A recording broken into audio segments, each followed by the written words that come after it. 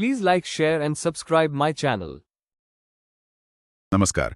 आज हम ईरान पर जो हालिया अमेरिकी हवाई हमले हुए हैं, जिन्हें ऑपरेशन मिडनाइट हैमर कहा जा रहा है, उस पर बात करेंगे। हमारे पास कई स्रोत हैं, रिपोर्ट्स हैं, तो कोशिश रहेगी कि इस पूरी स्थिति को थोड़ा समझें। जी बिल्कुल।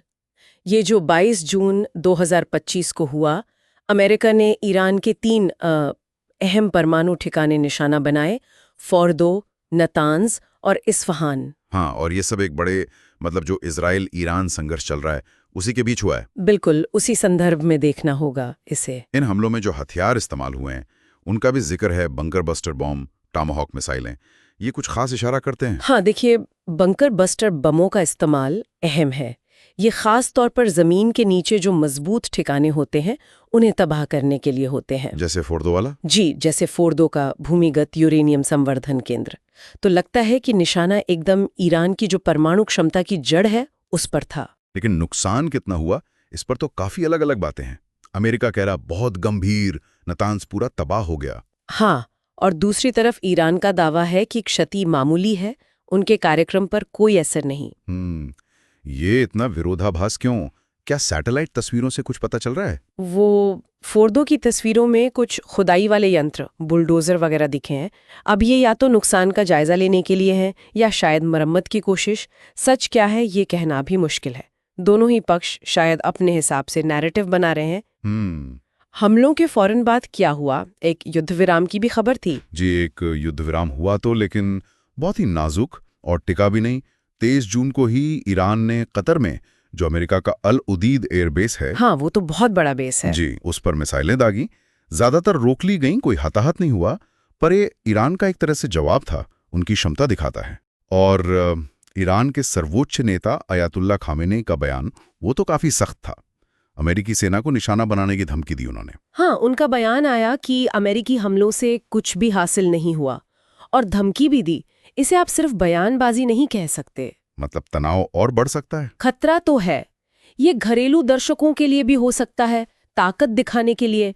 लेकिन ऐसे माहौल में गलतफहमी का या सच में तनाव बढ़ने का खतरा तो रहता ही है। इसका असर अमेरिका की अंदरूनी राजनीति पर भी साफ दिख रहा है। बिल्कुल। सीनेट में राष्ट्रपति ट्रंप की युद्ध शक्तियों को सीमित करने की एक कोशिश हुई, जो फेल हो गई।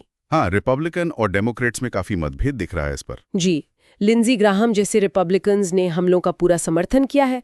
वहीं अलेक्जेंड्रिया ओकाजियो-कॉर्टेज और बर्नी सैंडर्स जैसे डेमोक्रेट्स इसे असंवैधानिक बता रहे हैं।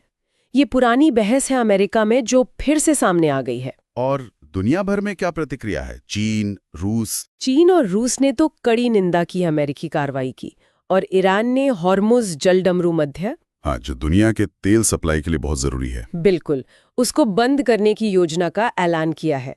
हालांकि इस पर अभी अंतिम फैसला नहीं हुआ है। और खाड़ी देशों ने, बहरीन, कुवैत, कतर, उन्होंने हमलों के फौरन बाद अपना एयर स्पेस बंद कर दिया था कुछ समय के लिए। ये दिखाता है कि क्षेत्र में कितनी चिंता है। तो विशेषज्ञ क्या मानते हैं?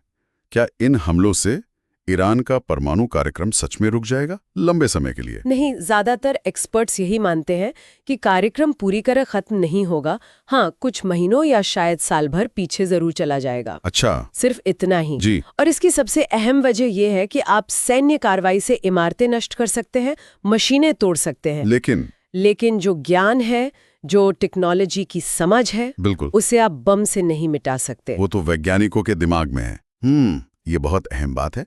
इसका मतलब IAEA यानी अंतर्राष्ट्रीय परमाणु ऊर्जा एजेंसी के साथ ईरान के संबंधों पर भी असर पड़ेगा? हाँ, बिल्कुल पड़ेगा। ये जो कार्रवाई हुई है, इससे ईरान और IAEA के बीच जो पहले से ही तनावपूर्ण रिश्ते थे, वो और बिगड़ सकते हैं। पारदर्शिता, निगरानी, इन सब पर नई चुनौतियां आ सकती हैं। तो वैश्विक परमाणु निगरानी के लिए भी ये एक झटका है? निश्चित रूप से वैश्विक परमाणु